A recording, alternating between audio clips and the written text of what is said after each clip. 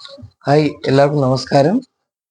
വരുന്ന C P ഒയും ഇപ്പോൾ നടന്ന സി പി ഒയും ഇതിന്റെ ഒരു കാര്യം എന്ന് പറഞ്ഞു കഴിഞ്ഞാൽ, ഇപ്പോൾ വന്നിരിക്കുന്ന സി പി ഒ റാങ്ക് ലിസ്റ്റും ഇനി അതിന്റെ നടപടിക്രമങ്ങളെയും കുറിച്ച് പറയുകയും പഠനത്തിൽ ശ്രദ്ധിക്കേണ്ട കുറച്ച് കാര്യങ്ങളെ കുറിച്ച് അറിയിക്കുവാൻ വേണ്ടിയാണ് ഞാൻ ഈ വീഡിയോ ചെയ്യുന്നത്. ഇപ്പം വളരെ ഹാപ്പി ആയിട്ടുള്ള ഞാൻ കുറച്ച് സ്റ്റാറ്റസുകളൊക്കെ ഞങ്ങളെ അഡ്മിൻ ഇതിൽ ഇട്ടിട്ടുണ്ട്, കണ്ടിട്ടുണ്ടായിരിക്കും. കുറെ അധികം പേർക്ക് നല്ല റാങ്ക് വന്നിട്ടുണ്ട്. അവരെല്ലാം കൺഗ്രാജുലേഷൻസ് നമ്മൾ ചാറ്റ് ചെയ്യും, കൺഗ്രാജുലേഷൻ പറയുന്നതായിട്ടുള്ള ഒരു പോസ്റ്റുകൾ. സന്തോഷമുണ്ട്. കാരണം 27 റാങ്കും 42 റാങ്കും 116 181 നമ്മളെ അവരൊക്കെ നമ്മളെ ഇതും കണ്ടിട്ടുള്ള ആൾക്കാരാണ്, നമ്മളെ സ്റ്റുഡൻസ് ആണ് എന്നൊക്കെ പറയുന്നത് ഭയങ്കര അഭിമാനമാണ്.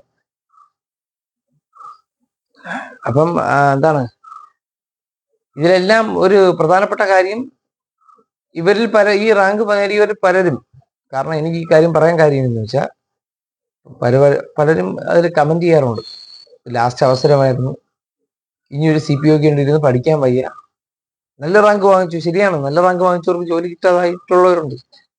അപ്പോൾ ശ്രദ്ധിക്കേണ്ട ഒരു കാര്യം, കഴിഞ്ഞ റാങ്ക് ലിസ്റ്റുകളിൽ സപ്ലിയും എബവ് 500 600 1000 നിയർ ആയിട്ട് റാങ്ക് വാങ്ങിച്ചവരാണ് ഇപ്പോൾ വാങ്ങിച്ചിരിക്കുന്ന ഈ 27 42 114 142 187 റാങ്കുകൾ.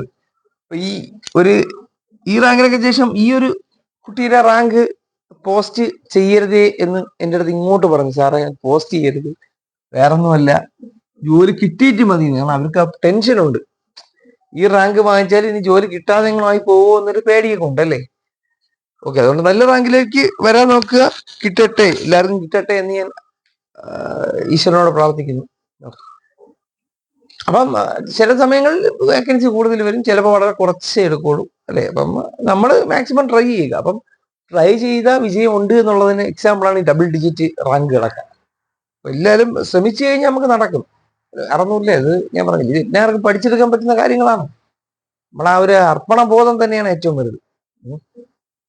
ഓക്കെ, അപ്പം വിവരാവകാശ നിയമത്തെ കുറിച്ചാണ് പറയുന്നത്. ഇതിൽ വളരെ കുറച്ച് കാര്യങ്ങൾ ഞാൻ പറയുന്നുള്ളൂ. കാരണം എന്ന് വെച്ചാൽ വിവരാവകാശ നിയമം നിങ്ങൾക്ക് 2 മാർക്കിലാണ് ചോദിക്കുന്നത്.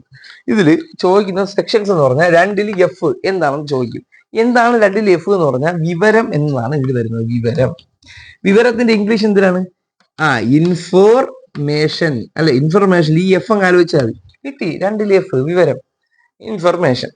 അടുത്ത 2ൽ 8 ഈ വിവരാവകാശ നിയമത്തിൽ എന്തൊക്കെയാണോ വെളിപ്പെടുത്താൻ പറ്റാത്തത്, ചില കാര്യങ്ങൾ വെളിപ്പെടുത്താൻ പറ്റില്ല. വിവരാവകാശ നിയമം പറഞ്ഞാണ് ഗവൺമെന്റ് ഇടപാടുകൾ സുതാര്യമാവുക, അഴിമതി എന്നതാണ് തുടച്ചു നീക്കുക എന്ന ലക്ഷ്യത്തോടു കൂടിയുള്ളതാണ് ഈ വിവരാവകാശ നിയമം വഴിയാണ് PSC ഓരോ പോസ്റ്റുകളിൽ ഇത്ര വേക്കൻസി ഉണ്ട്, ഇനി ഇത്ര വേക്കൻസി റിപ്പോർട്ട് ചെയ്യാനുണ്ട് എന്നൊക്കെ നമുക്ക് അറിയാൻ പറ്റുന്നത്.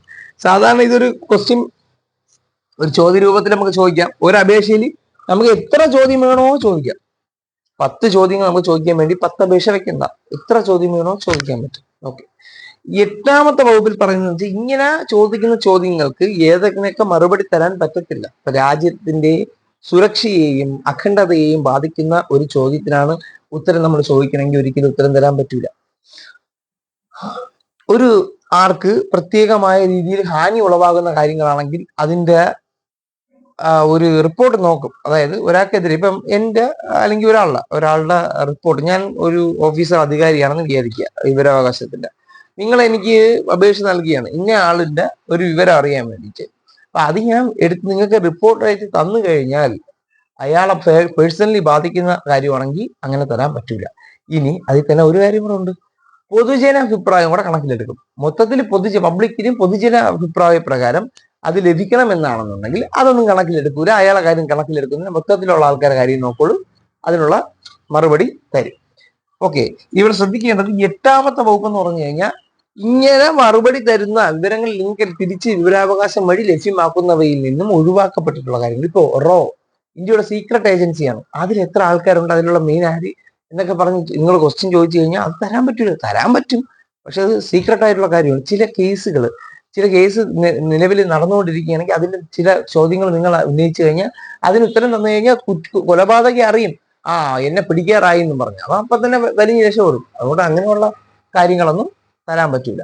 ചില എക്സെപ്ഷണൽ കേസസിന് ഈ വിവരാവകാശം വഴി ഉത്തരം തരാൻ പറ്റൂല, മറുപടി തരാൻ പറ്റൂല. അങ്ങനെയുള്ള കാര്യങ്ങളാണ് ഈ എട്ടി പറയുന്നത്. ഇത് എങ്ങനെ പഠിക്കാം, ഇതാണ് നമ്മളെ കോഡ് ട്രിക്സ്. ഈ 8 എന്ന് പറഞ്ഞാൽ ഇവിടെ ഒരു 0, ഇവിടെ ഒരു 0, 2 0 തമ്മിലാണ് കണക്ട് ചെയ്യുന്നത്. നിങ്ങൾ 1 എഴുതിയാലും 2 എഴുതിയാലും 3 എഴുതിയാലും ഇത് കണക്ക് ക്ലോസ്ഡ് ആയിട്ട് വരില്ല കേട്ടാ.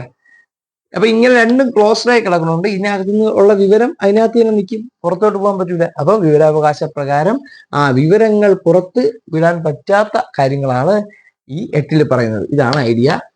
എങ്ങനെയുണ്ട്, കൊള്ളൂലേ? അത് അപ്പൊ എനിക്ക് ഓരോ തലയിൽ കയറും, അത് ഞാൻ പറയും. അത് വർക്കൗട്ടായ കൊള്ളാം, നിങ്ങൾക്ക് പഠിക്കാൻ കൊള്ളാം കേട്ടോ. ഇപ്പൊ വിവരങ്ങൾ 2 വട്ടവും ചേർന്ന് 8. ഈ 8 എന്ന് പറയുന്നത് ഈ 2 വട്ടത്തിന്റെ അകത്തുള്ള കിടക്കുന്ന ഡേറ്റ ഒരിക്കലും വെളിയിൽ പോകൂല. അതുകൊണ്ട് ഇത് പുറത്ത് അറിയിക്കാൻ പറ്റാത്ത, അതായത് കറക്റ്റ് ഞാൻ പറഞ്ഞുതരാം, കറക്റ്റ് ടൈം ഇങ്ങനെയാണ്. അതായത് വിവരം വെളിപ്പെടുത്തുന്നതിൽ നിന്നും ഒഴിവാക്കപ്പെട്ടത്, വെളിപ്പെടുത്താൻ പറ്റാത്ത കാര്യങ്ങളെ കുറിച്ചാണ് പറയുന്നത് 8. ഇനി 9 പറഞ്ഞു. 9 എന്ന് പറഞ്ഞാൽ വെളിപ്പെടുത്താൻ പറ്റാതിരിക്കാനുള്ള ചില കാരണങ്ങൾ. ഇതാണ് ഉത്തരം. ഈ ചില എന്ന് പറഞ്ഞു വന്നു കഴിഞ്ഞാൽ 9 ഉത്തരങ്ങൾ. ചില കാരണങ്ങളിൽ നമുക്ക് വിവരം വെളിപ്പെടുത്താൻ പറ്റൂല, അത് 9. ഈ ചില കാരണങ്ങൾ എന്ന് പറഞ്ഞു വന്നു കഴിഞ്ഞാൽ ഈ 9 വരുള്ളൂ. വേറെ ഒന്നും വലിയ പഠിക്കുകയില്ല, ഇതേ ഉള്ളൂ. ചുമ്മാ വേറെ ഒന്നും ആലോചിക്കില്ല. ഈ 11 പറഞ്ഞു കഴിഞ്ഞാൽ 3ാം കക്ഷി വിവരത്തെ കുറിച്ചാണ്, തേർഡ് പാർട്ടിയെ കുറിച്ചാണ് 11ാമത്തെ സെക്ഷനിൽ പറയുന്നത്. തേർഡ് പാർട്ടി 3ാം കക്ഷി വിവരത്തെ കുറിച്ചാണ് 11ാമത്തെ സെക്ഷനിൽ പറയുന്നത്. 11ൽ 1 പറയുന്നത് ഒരാളെ കുറിച്ച് നിങ്ങൾക്ക് നിങ്ങളൊരു ക്വസ്റ്റ്യൻ, എന്താണ്, വിവരാവകാശത്തിന് വേണ്ടി ഒരു അപേക്ഷ വയ്ക്കുന്നു. ആ അപേക്ഷ ഞാൻ ഓഫീസറാണ്, ഞാൻ സ്വീകരിച്ചു. അതിനുശേഷം 5 ദിവസത്തിനകം ഞാൻ സ്വീകരിച്ച് 5 ദിവസത്തിനകം ഞാൻ 3ാം കക്ഷി വിവരത്തിന്, നിങ്ങൾ 3ാമത്തെ ഒരാളെ കുറിച്ച്, അയാളാണ് 3ാം കക്ഷി, ആ ആളെ കുറിച്ച് നിങ്ങൾക്ക് അറിയാനുള്ള കാര്യങ്ങൾ നിങ്ങൾക്ക് ഈ ഒരു ചോദ്യം നിങ്ങൾ ഉന്നയിച്ചിട്ടുണ്ട്, ഇതിന് മറുപടി കൊടുക്കണം എന്ന് പറഞ്ഞ് ഈ കാര്യം നമ്മൾ 3ാം കക്ഷിയെ അറിയിച്ചിരിക്കണം 5 ദിവസത്തിനകം. ഓഫീസർ 5 ദിവസത്തിനകത്ത് അറിയിച്ചിരിക്കണം. അയാൾ അറിയാതെ അയാളെ കുറിച്ച് വിവരം കൊടുക്കാൻ പറ്റില്ല. 5 ദിവസത്തിനകത്ത് ഇങ്ങനെ ഒരു കാര്യം ചോദിച്ചിട്ടുണ്ട് എന്ന് പറഞ്ഞ് 5 ദിവസത്തിനകത്ത് ഈ അപേക്ഷ ലഭിച്ച 5 ദിവസത്തിനകത്ത് 3ാം കക്ഷിയെ അറിയിച്ചിരിക്കണം. അതാണ് 11ൽ 1ാമത്തെ ഉപവകുപ്പ് പറയുന്നത്. 3ാം കക്ഷി വിവരങ്ങളെ കുറിച്ചാണ് 11ൽ പറയുന്നത്. അതിൽ 1ാം കക്ഷി 1ാമത്തെ ഉപവകുപ്പ് എന്ന് പറഞ്ഞാൽ 3ാം കക്ഷി ആളിനെ, 3ാം കക്ഷിക്കെതിരെ വിവരാവകാശ ചോദ്യങ്ങൾ ഉന്നയിച്ചിട്ടുണ്ട്, അതിന് മറുപടി കൊടുക്കേണ്ടതുണ്ട് എന്നൊരു ലെറ്റർ 11ൽ 1 പ്രകാരം 5 ദിവസത്തിനകത്ത് 3ാം കക്ഷി വിവരപ്രകാരം അറിയിച്ചിരിക്കണം. 11ൽ 2ാമത്തെ ഉപവകുപ്പ് 10 ദിവസത്തിനകത്ത് 3ാം കക്ഷിക്ക് 10 ദിവസം, ഈ 5 ദിവസത്തിനകത്ത് നമ്മൾ കൊടുത്ത നോട്ടീസ് പ്രകാരം 10 ദിവസത്തിനകത്ത് 3ാം കക്ഷിക്ക് അതിനെതിരെ പരാതിപ്പെടാം. അയ്യോ, എന്റെ വിവരം അങ്ങനെ കൊടുക്കാൻ പറ്റൂല എന്ന് പറഞ്ഞ് പരാതിപ്പെടുക. അങ്ങനെ 10 ദിവസത്തിന് അകത്ത് പരാതിപ്പെടാം എന്ന് പറയുന്നത് 11ൽ 2.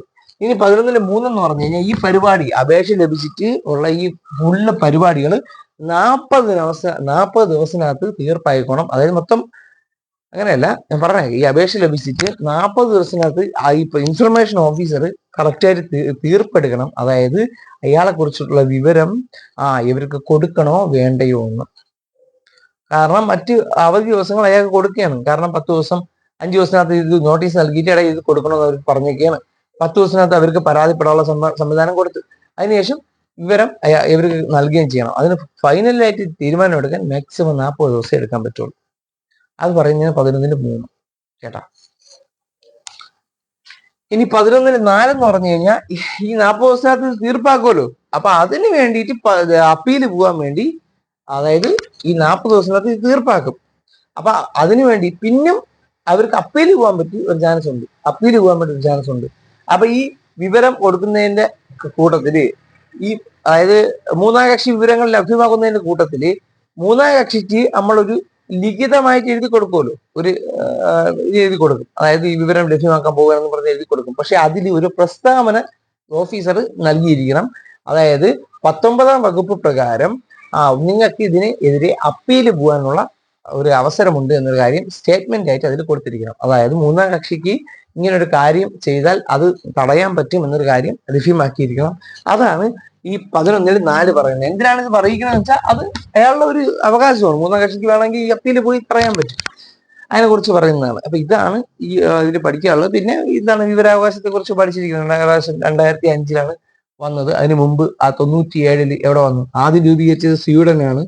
അത് വന്നത് വർഷം എന്നാണ് 1766. വിവരാവകാശം ആദ്യമായിട്ട് വന്നത് തമിഴ്നാടാണ് 1977.